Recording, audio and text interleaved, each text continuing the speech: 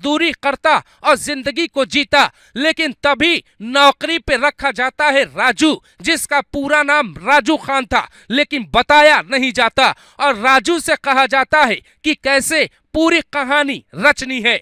ये पूरा घटनाक्रम सोची समझी साजिश का हिस्सा लगता है। ऐसा लगता है जैसे महीनों पहले प्लान बना और उसके बाद राजू के कंधे पर बंदूक रखकर मोहित ने चलाई। लेकिन वक्त सबका हिसाब करता है।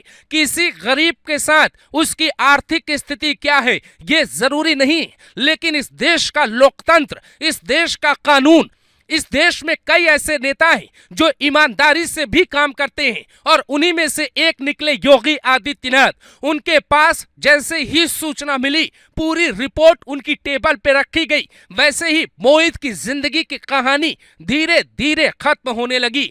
अब मिट्टी में मिलाने का वक्त आ गया है और मोहित की कहानी सुनने का वक्त निकल चुका है। मोहित जैसे लोगों के साथ खड़े हुए लोगों को भी सजा देने का वक्त आ गया है और उसके परिवार को सुनने के बजाय आप पीड़िता की वो बात सुनिए जिसमें उसने मोहित का नाम लिया है। ये मोहित और राजू खान दोनों ने एक बहुत बड़ी प्लानिंग को अंजाम दिया है और योगी आदित्यनाथ इस बार माफ करने के मूड में बिल्कुल भी दिखाई नहीं दे रहे।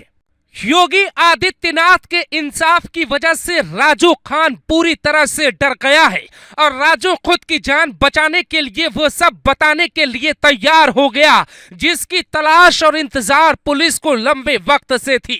राजू खान और मोहित खान दोनों को एक ही जेल में रखा गया है और पूछताछ के दौरान राजू खान ने चौंका देने वाले खुलासे किए।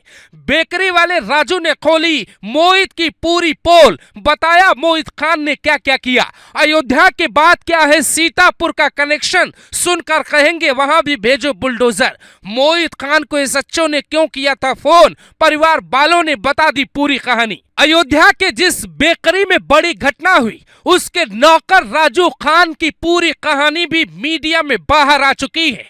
ये राजू खान एक सोची समझी साजिश का हिस्सा था। राजू थाने के भीतर चीख चीख कर वो बता रहा था जो मोहित खान के भी होश उड़ाने वाला था। उससे जब पुलिस ने पूछा कि बताओ पूरा मामला क्या है, तुमने क्या क्या किया, उस लड़की को कब से जानते हो, तुम्हारे प्यार की क्या कहानी है, पुलिस ने जब उसे बताया कि यूपी पुलिस कैसे ऑपरेशन लंगड़ा चलाती है, तब राजू का मुंह खुल जाता है और राजू जब बोलना शुरू करता है तो कहता है साहब वो मुझे अच्छी लगती थी, कभी कभी हम हंसी मजाक कर लेते थे, लेकिन उस दिन जब वो मजदूरी करके लौट रही थी हमने उसका हाथ पकड़ लिया, उसके बाद उसे अंदर ले गया और फिर जो हुआ वो आप जानते हैं। ये कहानी मुझे नहीं पता कि मोहित चाचा ने मुझे भेजा था उसे बुलाने के लिए, बल्कि मोहित चाचा ने पिछले 2 महीनों में कई बार मुझे उसे बुलाने के लिए कहा था। हालांकि पुलिस ने जब पूछा कि क्या मोहित खान ने लड़की के साथ गलत किया तो राजू जोर जोर से कहता है कि साहब उसी ने गलत किया और हमें इस केस में शामिल करता है, जिसका सीधा मतलब है मोहित और राजू खान मिलकर पूरी घटना को अंजाम देने के बारे में पिछले 6 महीने से सोच रहे थे। राजू सीतापुर का रहने वाला है। नौकरी की तलाश में वो मोहित खान तक पहुंचा। मोहित ने अपनी बेकरी में उसे नौकरी के लिए नहीं रखा बल्कि अपने एजेंडे को पूरा करने के लिए रखा। उसका पूरा नाम राजू खान है, लेकिन मोहित ने मोहल्ले में सिर्फ राजू बताया ताकि वो लोगों से बात कर सके और लोग उस पे भरोसा कर सके। राजू को देखकर भी कई लोग कंफ्यूज हो जाते हैं कि उसका पूरा नाम और उसका धर्म कौन सा है और राजू ही मोहित खान के नेटवर्क को भदरसा में फैलाने की कोशिश करता है और मोहित के लिए वो सब अरेंज करने में जुट जाता है जो नहीं करना चाहिए। राजू खान और उस नाबालिग लड़की के बीच में अफेयर की पूरी कहानी झूठी है। ऐसा हर केस में होता है, लड़की को फंसाने के लिए इस तरीके की कहानी गढ़ी जाती है। सच्चाई ये है कि मोहित ने उस लड़की को बुलाया और बुलाने की प्लानिंग कई महीने पहले रची गई। दावा ये भी किया जा रहा है कि मोहित बहुत कट्टर व्यक्ति है और वो बदले की भावना में पल रहा है। इसकी कहानी साल 2012 से जुड़ी है, जब उसे घटना के बाद जेल भेजा गया था।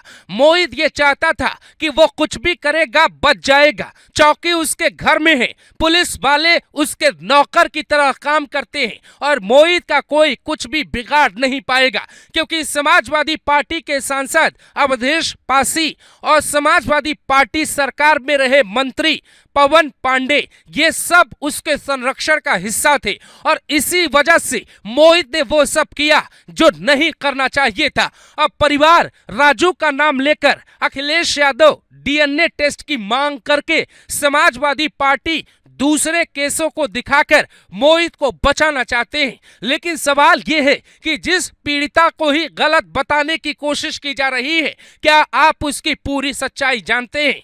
पीड़िता के पिता की मौत पहले हो चुकी है, वो परिवार से गरीब है और उसकी मां मजदूरी करती है। गरीब तबके का समझ के मोहित ने उसे निशाना बनाया और जब भी वो उसकी बेकरी के आसपास से आती जाती तो मोहित खान उसे गलत निगाहों से देखता। मीडिया रिपोर्ट में ये बात सामने आई कि मोहित ने उस लड़की पर कई बार कटाक्ष किए। हालांकि परिवार गरीब था और कानून से अनजान, तो वो परिवार किसी से मदद नहीं मांग पाया, मजदूरी करता और जिंदगी को जीता। लेकिन तभी नौकरी पे रखा जाता है राजू, जिसका पूरा नाम राजू खान था, लेकिन बताया नहीं जाता और राजू से कहा जाता है कि कैसे पूरी कहानी रचनी है। ये पूरा घटनाक्रम सोची समझी साजिश का हिस्सा लगता है। ऐसा लगता है जैसे महीनों पहले प्लान बना और उसके बाद राजू के कंधे पर बंदूक रखकर मोहित ने चलाई। लेकिन वक्त सबका हिसाब करता है। किसी गरीब के साथ उसकी आर्थिक स्थिति क्या है ये जरूरी नहीं, लेकिन इस देश का लोकतंत्र, इस देश का कानून, इस देश में कई ऐसे नेता हैं जो ईमानदारी से भी काम करते हैं और उन्हीं में से एक निकले योगी आदित्यनाथ। उनके पास जैसे ही सूचना मिली, पूरी रिपोर्ट उनकी टेबल पे रखी गई। वैसे ही मोहित की जिंदगी की कहानी धीरे धीरे खत्म होने लगी।